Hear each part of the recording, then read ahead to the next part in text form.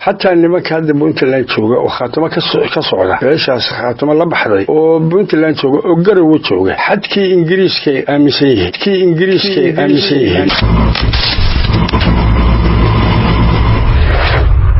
راديو خندلة.com موضوع عن كهالليو وموضوع حساسية wuxuu ka kooban yahay oo ku wajahan yahay dagaalka ka alowsan khaatimo iyo Soomaaliland oo iswata iyo Puntland oo garow caasimad u tahay waxaan marka inaan ka hadlo anigu waxa la yiraahdaa Maxamed Xaaji Aadan waxaan gudoomiye u ahay xisbiga garsoor oo Puntland ka sharciyeysan waxaan soo jeedinayaa in dagaalkani uusan ahayn waxaan cadeynayaa dagaalkani inuusan ahayn dagaal Puntland iyo Soomaaliland u dhaxeeya ilaa burburkii Soomaaliland daris baan ahayn samana weerarin anana ma weerarin Iran ma soo weerarin waxa jirtay khaatimo waagi hore Soomaaliland bay xal dhisatay nimanka la baxay waagi damana Puntland bay xal dhisatay waagi damana mid saddexaad oo dhexda oo khaatimo la yiraahdo oo maamul khaatimo la yiraahdo way dhisatay mid kasta ha ahaatee annagu waxaanu taaganahay Soomaaliland haday raacday khaatimo oo ay goosatay oo madaxweynaheedii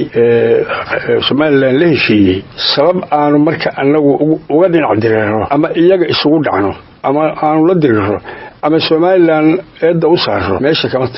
kama furna waxa weeye waanu nahay Puntland waa la isku darsaday yes wax badan baa la qaybsaday laakiin wax badan bay isbedelay hatta nimanka hadda Puntland jooga oo khaatimo ka socda meeshaas khaatimo la baxday oo Puntland jooga oo garow jooga xadkii Ingiriiska aaminsan yihiin khaatimana waxay aaminsan tahay xadkii Ingiriiska Soomaaliland waxay aaminsan tahay xadkii Ingiriiska marka hadii marka khaatimo ay wada xadkii Ingiriiska raacsan yihiin waxa wanaagsan inaan kala nabad galno anagu xadkooda gelimayno kaayagana uma ogolin waa daafacan karaa kaayaga waxa weeye bahasha qabiil bay marka hore iska ahayd hadda se waxay noqotay institutions baa la kala galay qabaylkii waa laga baxay meeshan Puntland baa ka dhisan taana Soomaaliland baa ka dhisan khaatimadii dhexda laga dhisana xaggaasay aad oo Soomaaliland bay ku biirtay marka anigu waxaan oran lahaa inaan kala nabad galno si aan u kala nabad galno Puntland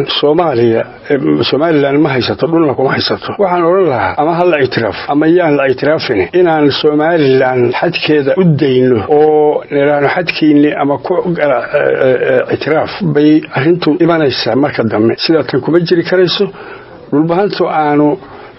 tolnimo isugu nimay territory aan wadaagnay waxna isku darsanay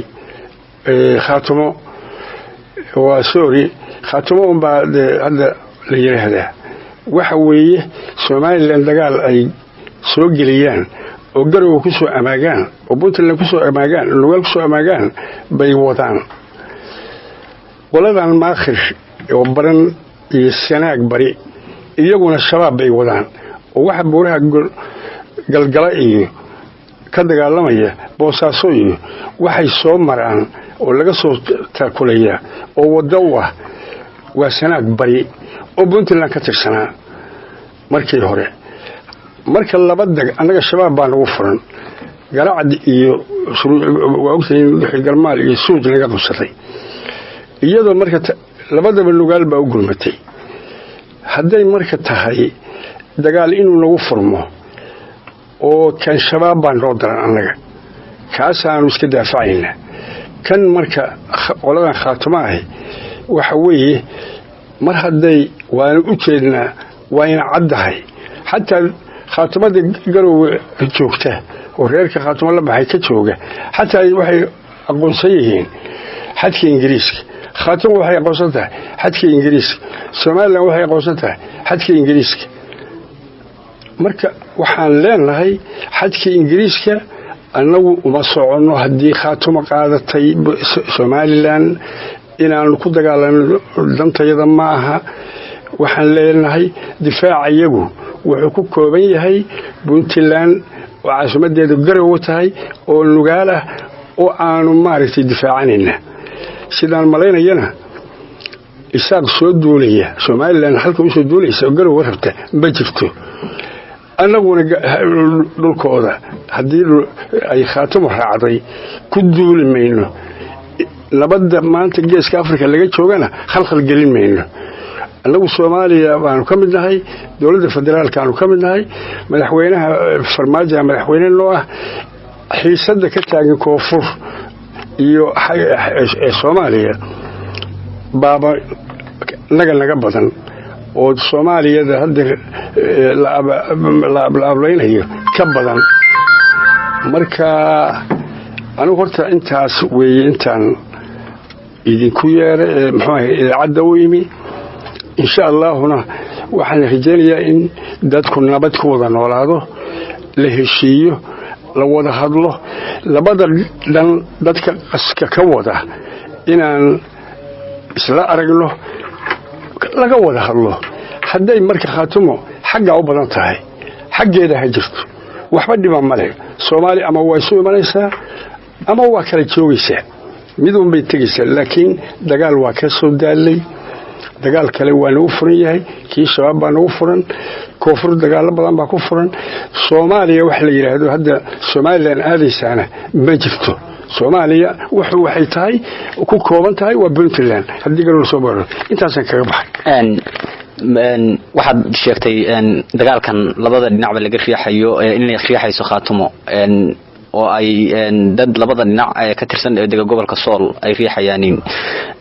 madaxweynaha Soomaaliland markii uu ku jiray campaign-ka waxa uu sheegay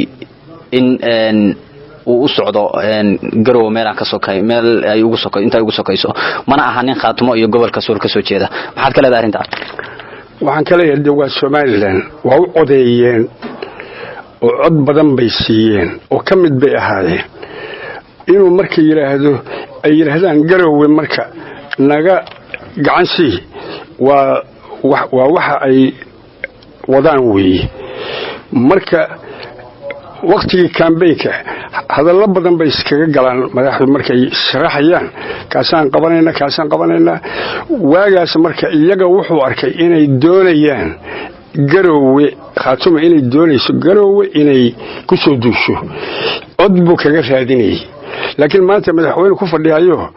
tiisi hadda uu haysto oo cusub yahay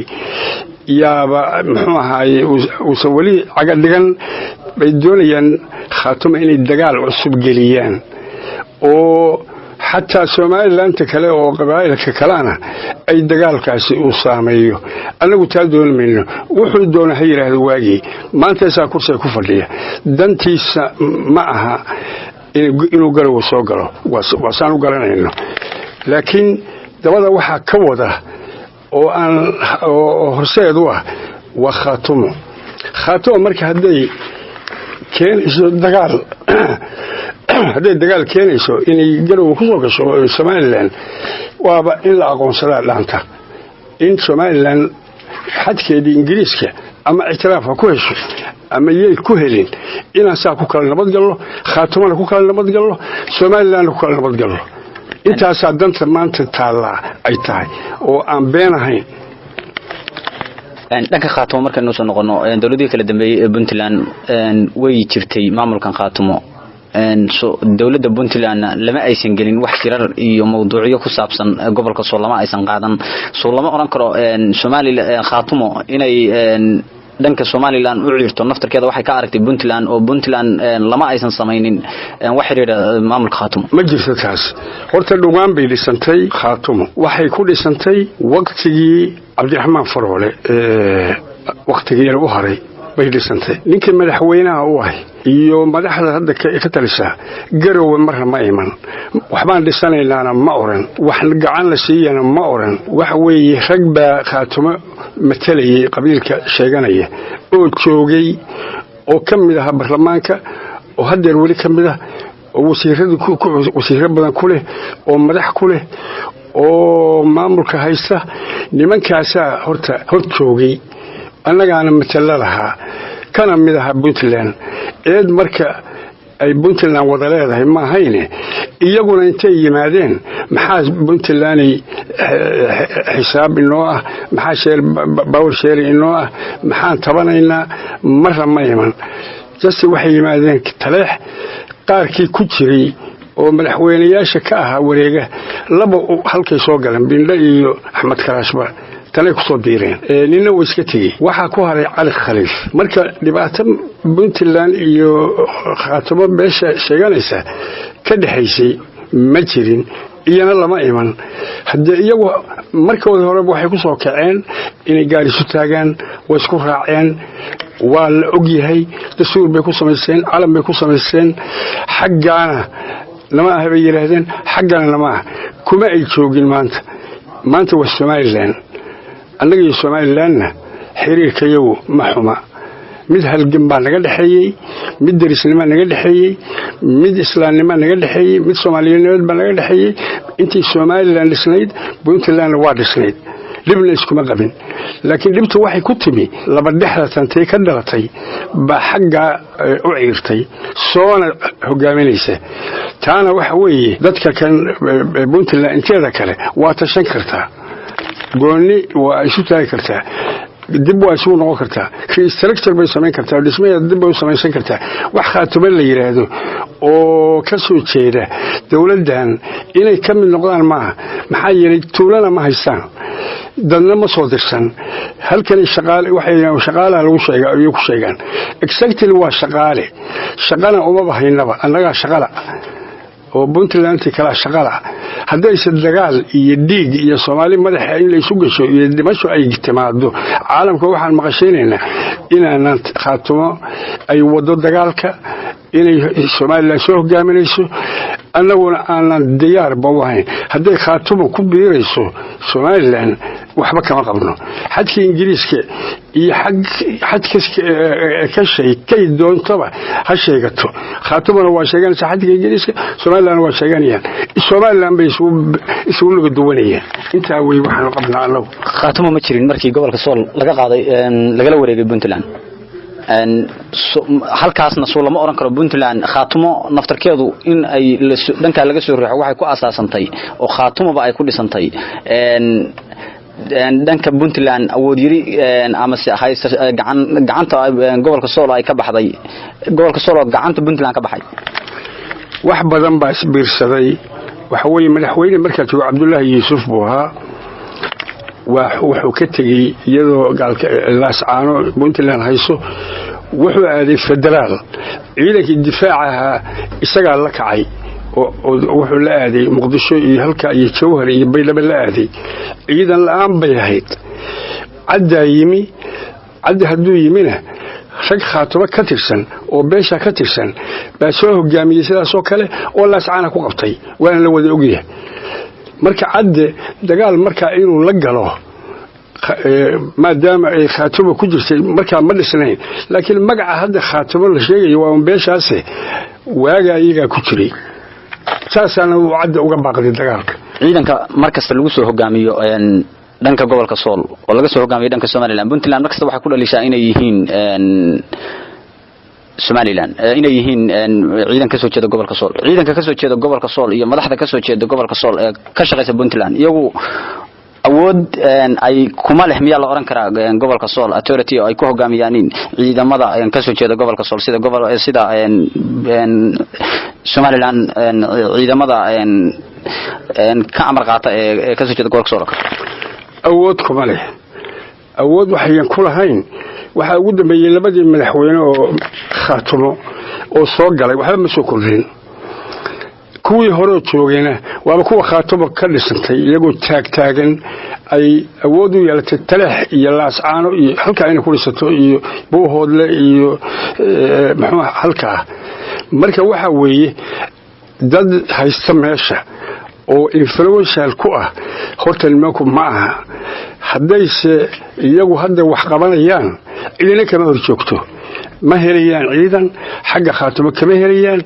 halka kale doonayaan dadka jooga inuu mar walba dagaal galaa inuu mar walba eedo ay qabataa aakhirkana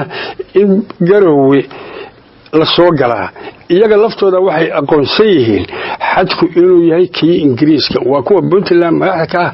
oo madaxweyne ku xigeenka iyo wasiirada iyo baarlamaanka kule waa tay diideen bixin in controlka hadda tukaraq la geeyay in laga dhigo bixinkan halkaana magaalada 3 kilomitir u jira oo raacsan Garowe waxay yiraahdeen waxadkayagii macnaha xadka Ingiriiska weeye kama shaqayn kartaan hadda waa Puntland iyagu dalka ka shaqaynayaanna waa Garowe waa Qardho waa Boosaaso waa Galkacyo iyaga ka shaqeeya iyaga ka madaxa iyaga maamula iyaga horiyay xildhibaan waa iyaga doorta madaxweynaha rabaan iyaga baarlamaanka u badan haddana ma ogola taako ma ogola in la galo xadka muxuu ahaayay waa kuwan xadka khaatumo xadka Ingiriiska in la galo taako in la galo ma ogola kuwa jooga marka hadii la isku daro kuwan jooga iyo kuwa khaatumo dhisay iyo kuwa hore Soomaaliya aanu joogay wasku mabda waxa weeye xadka Ingiriiska loo soo dhaafina haday arintu marka saas tahay maxaa marka laga eedeynayaa cid kale Soomaaliland la eedeynayo iyaga doortay haloo sidaayay كفلا المؤمنين شرق الثال أنا قال دجالكم عن كم باقنا دفاع يجوا وكفر الله هذي بنتلات هاي هذي جروت هاي وكفر الله عيد لو وصل هجوم كرتنا ما جفته لكن واحد بدل لجوده وهذا الأعلام يجروا عن قفنينا حد ما مش هجا مصبح وحيل عنه حد كي يجي تجيه كاسي وبأفل يغان لكن يجوا حبليه جروا ما حد كي إنجليزك خاطر حد كذي معها دجال كل عنا ضد باتشوجة دفاعين شري دفاعين دونه ما أنت لكن أنا وحندن بدي لها وأورن لها هلا جهروا إسماعيلين يا خاتمها اللي سجاروا ليش إسكال صدعي العين هسكال العين هذا اعتراف كينيان هذا دولة كهريان وعدد ولالهنا وعدد درس كينا وعدد أن بلاي ونلحقين دجال سكي وما أنت حال كان جفاعة سوالي ولا مسامينية وسوالي لا مسامينية وبنت لا مسامينية وإلهي بانو كم هنقل